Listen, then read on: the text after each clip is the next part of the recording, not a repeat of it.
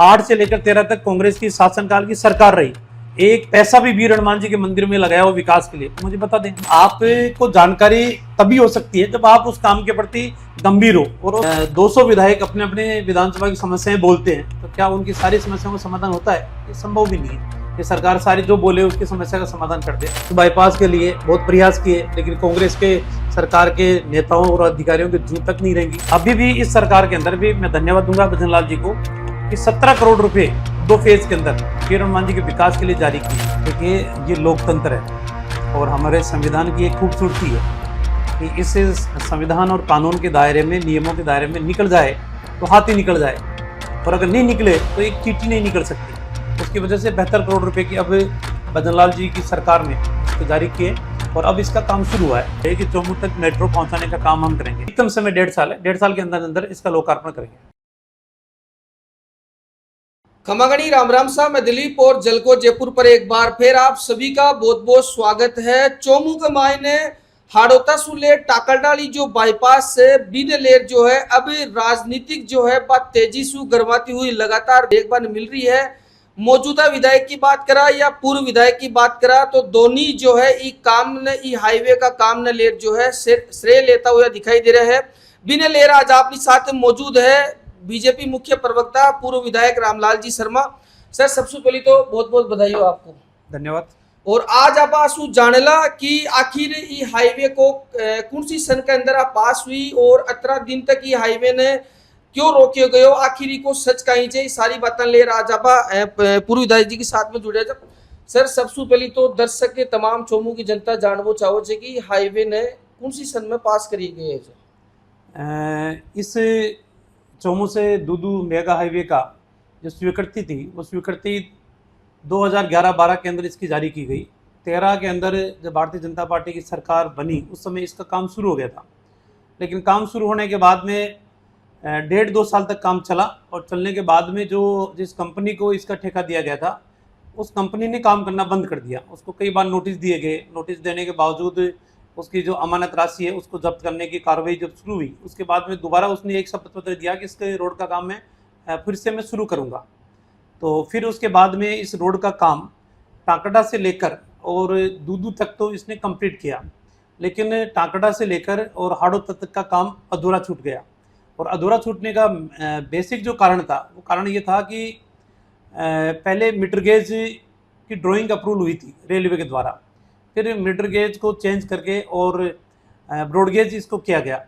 तो उसकी ड्राइंग वापस रिवाइज होने के लिए रेलवे डिपार्टमेंट ने एक लंबा समय लिया और लंबा समय लेने के उपरांत इसका बजट भी बढ़ा। पहले 52 करोड़ रुपए की राशि पीडब्ल्यूडी डिपार्टमेंट से मांग की गई थी इस सड़क को बनाने के लिए, जिसके अंदर एक आरओबी भी शामिल था, लेकिन फिर इसके अंदर 20 करोड़ रुपए के अतिरिक्त, क्योंकि 2-3 साल इसकी स्वीकृति आने में रेलवे विभाग की में उसमें लग गए, उसकी वजह से 72 करोड़ रुपए की अब भजन लाल जी की सरकार ने इसके जारी किए और अब इसका काम शुरू हुआ है। जारी से था कि एक पोस्ट सोशल मीडिया पर जी ही डली कि 1 मई सु हाड़ोता सु टाकड़ा बाईपास वो काम चालू हो लो, तो कहीं ना कहीं सोशल मीडिया पर एक तरीका से राजनीतिक बहुत ज्यादा छिड़गी।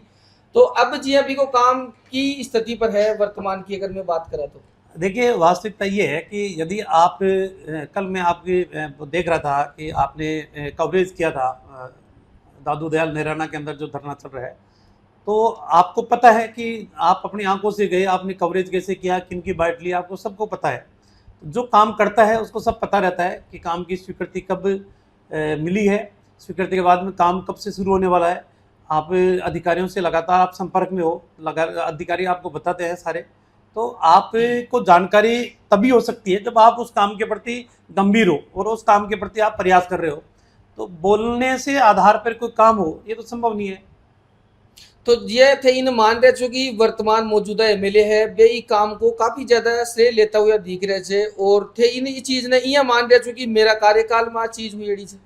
देखिए, काम का श्रेय लेने का अधिकार लोकतंत्र के अंदर सबको है, कोई कुछ भी अपना श्रेय लेने का प्रयास कर सकता है, लेकिन जनता सब जानती है कौन प्रयास करता है कौन प्रयास नहीं करता। और मैं बार बार कहता हूँ, विधानसभा एक बोलने का स्थान है, लेकिन बोलने के आधार के ऊपर 200 विधायक अपने अपने विधानसभा की समस्याएं बोलते हैं, तो क्या उनकी सारी समस्याओं का समाधान होता है? ये संभव भी नहीं है कि सरकार सारी जो बोले उसकी समस्या का समाधान कर दे, लेकिन किसी समस्या के समाधान यदि आपको करना है तो आपको फाइल तैयार भी करानी पड़ेगी, तैयार फाइल के पीछा भी करना पड़ेगा। एस्टिमेट बने कि नहीं बने, एस्टिमेट बन के अप्रूवल के लिए चीफ इंजीनियर के पास गए या नहीं गए, चीफ इंजीनियर ने प्रिंसिपल सेक्रेटरी को भेजे कि नहीं भेजे, फाइनेंस में फाइल गई या नहीं गई, फाइनेंस में मंत्री के पास गई या नहीं गई, सीएमओ से अगर अप्रूवल लेनी है तो सीएमओ में फाइल गई या नहीं गई। तब आप इतनी पीछा करोगे किसी काम कराने के लिए, तब आपको वास्तविकता के अंदर उसके सकारात्मक परिणाम निकल कर आते हैं।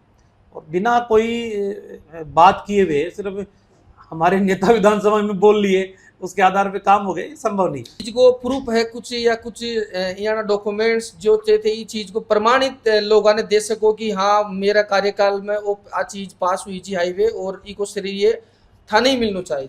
देखिए, आज के लगभग 6-8 महीने पहले मैं प्रिंसिपल सेक्रेटरी प्रवीण गुप्ता जी से मैं व्यक्तिगत मिला था, और मिलने के बाद में उनसे बातचीत करके और 72 करोड़ रुपए की फाइल अटक गई थी, उस फाइल को निकलवाने का काम किया। फिर प्रिंसिपल सेक्रेटरी गुप्ता जी ने कहा कि साहब नाबार्ड से हमारे को लोन मिलेगा, तो मैंने कहा साहब टेंडर प्रक्रिया कंप्लीट हो चुकी और 3 महीने से अधिक समय हो चुका, फाइल आपके पास अप्रूवल के लिए आई हुई है, टेंडर अप्रूवल के लिए, आप उसको भेजो। तो उन्होंने कहा कि हमारे पास अभी नाबार्ड से हमने लोन लिया है, वो किस्त आई नहीं, उस किस्त को आते ही हम आपको बजट भी दे देंगे, फाइल अप्रूवल भी कर देंगे। तो लगातार मैं फाइल के संपर्क में था, तब जाके ये परिणाम आए। तो लगातार जी हाँ कि लोग जो मौजूदा विधायक है वे लगातार सोशल मीडिया में बता रहे थे कि मैं विधानसभा में खुद ही मुद्दा न उठाया, लगातार अधिकारियों से भी संपर्क कराया। जद पूर्व विधायक साहब ही अगर भी ना आज भी को श्रेय ले रहे थे तो वे जब एमएलए रिया तब वे कहीं कराई हाईवे के लिए। मैं बता रहा हूँ ना आपको, हमारे कार्यकाल के अंदर काम शुरू हुआ, ठेकेदार ने उस समय काम बंद कर दिया, ठेकेदार को नोटिस देने का काम किया, नोटिस देकर उसको ब्लैकलिस्ट की स्थिति आई तो उसने शपथ पत्र दिया मैं काम करूंगा। उसने टाकाटा से लेकर वहां तक का काम कंप्लीट कर दिया, लेकिन टाकाटा से लेकर हाड़ौता तक पेंडिंग रहा। सरकार बदल गई, कांग्रेस की सरकार आ गई। कांग्रेस की सरकार में 5 साल विधानसभा में मैंने बहुत बोला इस बाईपास के लिए, बहुत प्रयास किए, लेकिन कांग्रेस के सरकार के नेताओं और अधिकारियों के जू तक नहीं रहेंगी। अब सरकार भारतीय जनता पार्टी की आई है, तो सरकार आई है तो हमने प्रयास किया है, और यही प्रयास नहीं है, गोविंदगढ़ से लेकर बधाड़ तक का जो 4 लेन बना है, 100 करोड़ रुपए की राशि सरकार ने दी है, वो बीजेपी की सरकार ने दी है। एक बाईपास जो रामपुरा डाबडी से लेकर गुवाहाटी जयसिंहपुरा तक आएगा, 130 करोड़ रुपए सरकार ने दिए हैं, वो उसका कार्य प्रगति के ऊपर है। तो सरकार आने के बाद में पूरी गंभीरता के साथ काम कर रही है, और भजनलाल जी की सरकार को मैं धन्यवाद दूंगा। 500 करोड़ रुपए से कम पैसा इस सोमू विधानसभा क्षेत्र में अब तक के विकास के कम पैसा नहीं आया, इससे अधिक पैसा आया है, तो सरकार काम कर रही है।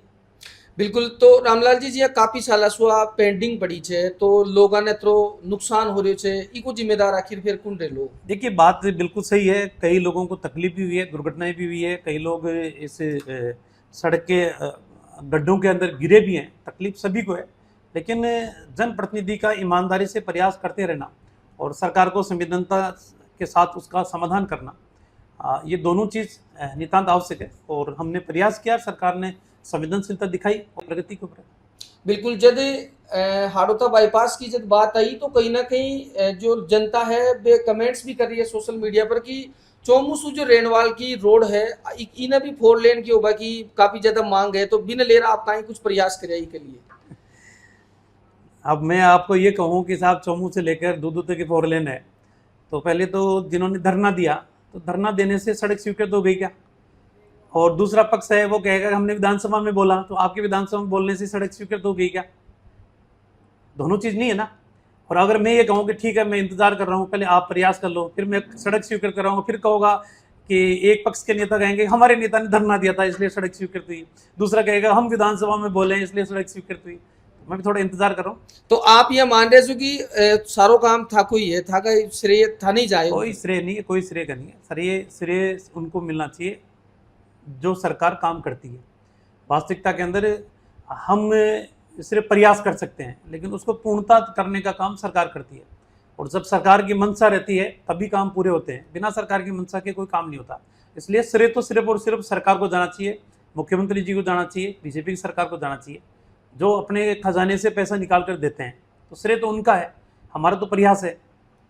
बिल्कुल बिल्कुल। और एक ही साथ ही एक ज्वलंत मुद्दों आपने सामोद जो बालाजी को मंदिर है, लाखों लोगों की आस्था को केंद्र है, बड़े एक रोप्य है, भी रोपवे को काफी साल से वो जो है यही पेंडिंग पड़ियो है, कभी कहीं कुछ खेती हवालों दे दियो जाए जे, कभी कहीं खेर हवालों दे दियो जाए जे, लेकिन जनता यह पूछ रही थी कि अब तक भी वो रेलवे वो रोपवे चालू क्यों न हुई हो।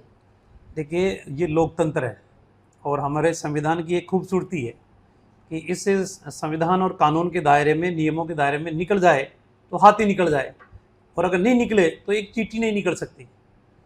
तो ये हमारे कानून की, संविधान के नियमों की एक खूबसूरती है। जब बीजेपी की सरकार थी 13 से लेकर 18 तक, मुझे आज भी अच्छी तरह से याद है, कृष्ण कुणाल जी जिला कलेक्टर थे, नियम उस समय भी थे, और लेकिन हमने उन नियमों को थोड़ा सा अनदेखा करते हुए, शीतलता बरतते हुए, जनहित को ध्यान में रखते हुए, आस्था को ध्यान में रखते हुए, लोगों की पीड़ा को ध्यान में रखते हुए हमने कलेक्टर महोदय से ये कहा, साहब आप अगर नियमों के अंदर जाओगे तो कभी भी ये रोपवे चालू नहीं हो सकता, क्योंकि वो एक लंबी प्रक्रिया है, उस लंबी प्रक्रिया से गुजरना पड़ेगा।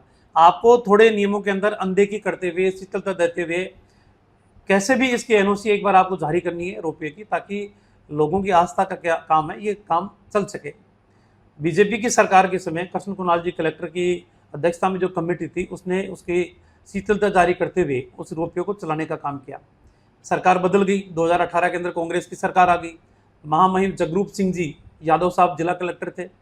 अब उनको ईश्वर जाने कि किसने शिकायत की, या उन्होंने सब विवेक से संज्ञान लिया। उन्होंने तत्काल इसके जांच के आदेश देते हुए, और उन्होंने दो बातों का, एक तो ये कि इनकम और सोर्स के अंदर क्या सरकार को वित्तीय हानि तो नहीं हो रही, नंबर 1, और दूसरी इनकी संपूर्ण जांचें वापस करवाई। फॉरेस्ट की ज़मीन की जांच भी उन्होंने कराई, लीगल जांच भी उन्होंने कराई, और उसके अंदर ये मामला अटका। अगर कांग्रेस के शासनकाल के दौरान जिला कलेक्टर के द्वारा अगर वो उस तरीके के कार्य नहीं किए जाते तो मुझे लगता है होता रहता। लेकिन कई बार हम पारिवारिक रूप से भी हम देखते हैं, कानून हमें अलाउ नहीं करता कि आप अपने बच्चे के थप्पड़ नहीं मार सकते, लेकिन जब मौका आता है, गलती करता है, बदमाशी करता है, तो बच्चे के हाथ साफ करने का काम करते हैं ना। तो हम सामाजिक व्यवस्थाओं में कानून के आधार पर नहीं चल सकते, हम परिस्थितियों के आधार पे, व्यवस्थाओं के आधार पे हमें चलना पड़ता है। तो कोई व्यक्ति ये कहे कि साहब सिर्फ उनके शासनकाल के अंदर, हमारे शासनकाल के अंदर रोपवे शुरू हो गया था, 3 महीने तक रोपवे चला भी है, कांग्रेस की सरकार आने के बाद में रोपवे बंद हुआ है, तो इनको इसका पाप तो लगेगा ही लगेगा। अब सब चीज़ें जब ओपन हो गई कि आपके इस रोपवे के अधीन जो लैंड आ रही है वो फॉरेस्ट की लैंड आ रही है, उसकी परमिशन आपको डाइवर्जन कराना पड़ेगा। दूसरी उसका ये कि एक सरकार, वन विभाग, भारत सरकार ने सैद्धांतिक स्वीकृति दी, उसमें कहा कि 1 हेक्टेयर ज़मीन चाहे तो रोपवे कंपनी फॉरेस्ट के नाम कराए और चाहे मंदिर कमेटी कराए। तो दोनों में से किसी ने भी, अभी 2 साल बीत चुके, 1 हेक्टेयर ज़मीन फॉरेस्ट के नाम करवाई नहीं। फिर कहा कि आपको रजिस्ट्रेशन का डबल फीस जमा करानी पड़ेगी, अभी तक रजिस्ट्रेशन की डबल फीस भी इन्होंने जमा नहीं कराई। तो एक प्राइवेट प्रोजेक्ट है, ये गवर्नमेंट का प्रोजेक्ट नहीं है कि गवर्नमेंट चालू कर दे। तो प्राइवेट प्रोजेक्ट है तो प्राइवेट व्यक्ति को उनकी शर्तों को पूरा करना पड़ेगा। अब कई नासमझ लोग हैं जिनकी अक्ल इतनी कमज़ोर है कि वास्तविकता का पता ही नहीं क्या है क्या नहीं है, वो हो चाहे तो सब कुछ हो जाए, ऐसा हो सकता है क्या? फिर तो जो व्यक्ति चाहे कि मैं तो बिना चुनाव लड़े गाँव का सरपंच बनना है तो वो बन सकता है। ये बात पर ही मैं एक सवाल और करूँगा कि लोग, जनता माने भी, खुद भी प्रत्यक्ष और अप्रत्यक्ष रूप से बता रहा जाए कि यदि रामलाल जी विधायक रिया भी दौरान चोमू के लिए कौन कौन सा वे प्रयास कर्या जो कि आज धरातल पर मौजूद है।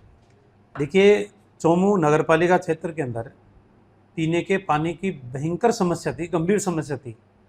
जेडीए 1 रुपया पेयजल के उपलब्ध नहीं करा था, लेकिन हमने 36 करोड़ की पेयजल योजना बनाई, और 36 करोड़ की पेयजल योजना गुवाहाटी जयसिंहपुरा से और बलेखंड से पानी लेकर चोमू की जनता को पिलाया। कांग्रेस ने एक कदम भी ऐसा उठाया हो अपने शासनकाल के दौरान तो आप मुझे बता दो कि हमने ये कदम उठाया।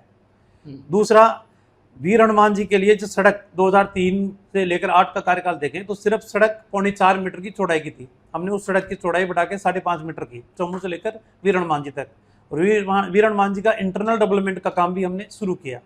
2013 से लेकर 18 तक सरकार आई वापस बीजेपी की, 8 से लेकर 13 तक कांग्रेस की शासनकाल की सरकार रही, एक पैसा भी वीर हनुमान जी के मंदिर में लगाया हो विकास के लिए तो मुझे बता दें, डिबेट कर लें।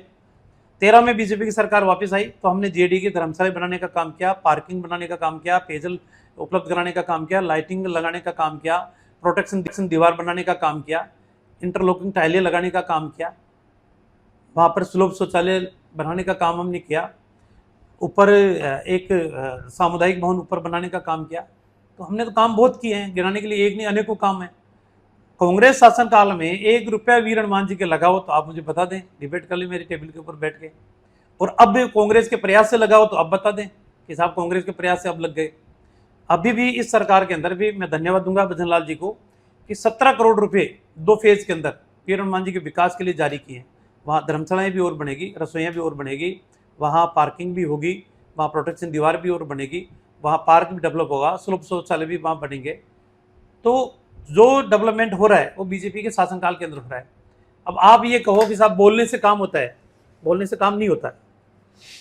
बिल्कुल बिल्कुल, क्योंकि आ तो जग जाहिर है कि थे खुद जो है वीर हनुमान जी का परम भक्त और जस्सू था कि बड़े आस्था देखभाल मिल रही है। आज पूरा सामूद जो है बड़े मंदिर चमन हो चुकी है, काफी ज्यादा थे बड़े जेडीए की धर्मशाला काफी बड़े विकास कराया। सबसे बड़ो आपनो मुद्दो जो छो बार को हाड़ोता बाईपास ने ले जद थे एमएलए छा बी दौरान ई के लिए थे कहीं कहीं ई के लिए आगे तक थे गया जो थे आज भी को श्रेय सोशल मीडिया पर ले रहे हो। देखिए मामला जब अटका पड़ा था रेलवे के अंदर, रेलवे के अधिकारियों से लगातार सतत संपर्क में हम रहे। कई पत्र हमने अश्विनी वैष्णव जी को भी हमने लिखे कि हमारा ये पायलट प्रोजेक्ट है। इनका जो जवाहर सर्किल के ऊपर हेड ऑफिस है रेलवे का, वहाँ पर भी हमने कई बार संपर्क किया, लोगों से कहा भी हमारी फाइल यहाँ अटकी पड़ी है। संबंधित अधिकारियों के रिश्तेदारों से भी हमने फ़ोन कराया कि आपके रिश्तेदार वहाँ लगे हुए हैं, उनको आप कहो हमारी फाइल को जल्दी निकालें ताकि हम उसका टेंडर प्रक्रिया में आगे बढ़े। तो प्रयास किया तो आज प्रयास का परिणाम सामने निकल कर आया, चौमू की जनता को राहत मिलेगी। सर एक चोमू का मायने जी अब मैं बात करूँ जयपुर हरमाड़ा तक तो मेट्रो आ चुकी है और चोमू में कभी बार मेट्रो आवली क्योंकि कांग्रेस का जो पूर्व मुख्यमंत्री रिया अशोक गहलोत वे भी कई बार ये चीज ने खे चुका है, लेकिन थे ये चीज को कतरों का ही देख रहे हैं। वास्तविकता है, अब वो कहते हैं ना कि बोलने से कहने से काम होते हैं। तो अशोक गहलोत जी गोविंदगढ़ आए थे, गोविंदगढ़ की सभा के अंदर सार्वजनिक रूप से वो बोल कर गए कि चोमू तक मेट्रो पहुंचाने का काम हम करेंगे। भगवान साई जी ने मांग भी रखी, कांग्रेस की सरकार भी थी, तो कांग्रेस की सरकार भी थी, मांग भी रखी, मुख्यमंत्री के सामने मांग रखी, लेकिन मेट्रो चोमू तक अब तक नहीं पहुंची। तो ऐसे काम नहीं होता है, एक प्रक्रिया है, उस प्रक्रिया के तहत आपको इस सिस्टम के अंदर जाना पड़ेगा, आपको डीपीआर तैयार करानी पड़ेगी, डीपीआर के बाद में आपको फाइनेंस में जाना पड़ेगा, फाइनेंस से आपको बजट अप्रूवल कराना पड़ेगा, उसके बाद में उसका काम शुरू होगा।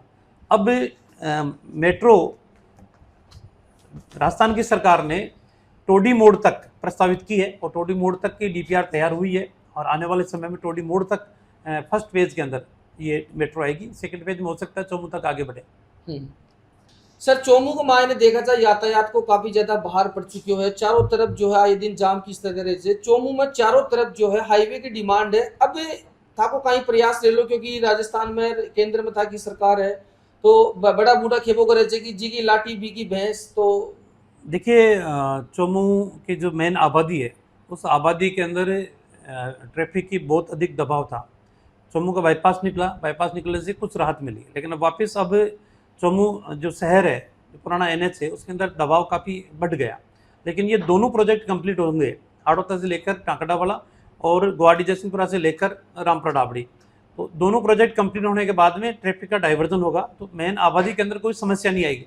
और फिर तीसरा कि चोमू के नज़दीक से रिंग रोड गुजर रही है, तो प्रस्तावित है, तो रिंग रोड निकलने के बाद में मुझे नहीं लगता कि कोई यातायात का दबाव रहेगा। और जो सड़कें अब विलेज रोड थी, उन विलेज रोडों को भी हम विस्तार करने का काम कर रहे हैं, 5.5 मीटर हम करने का प्रयास कर रहे हैं। जो सड़कें 5.5 मीटर है उनको 7 मीटर चौड़ाई बढ़ाने का काम करें ताकि ट्रैफिक का दबाव कम हो।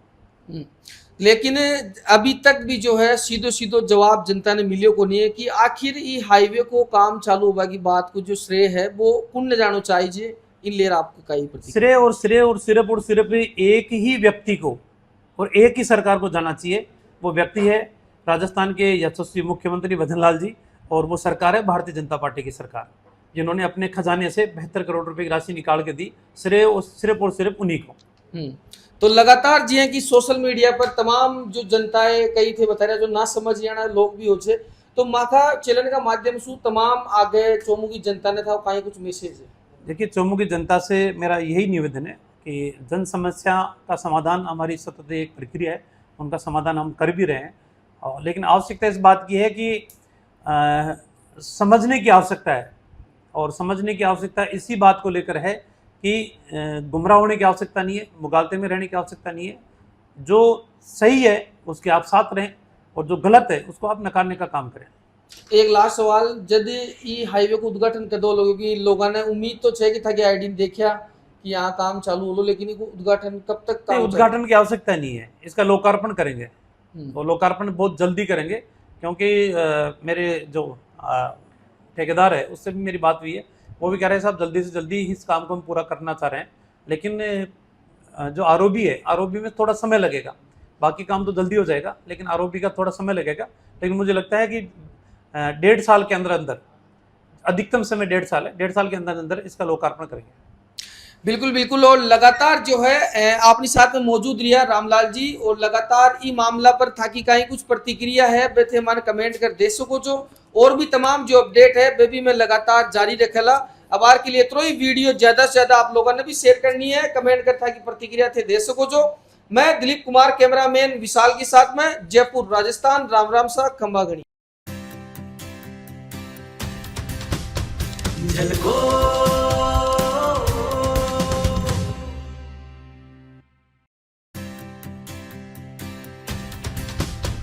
झलको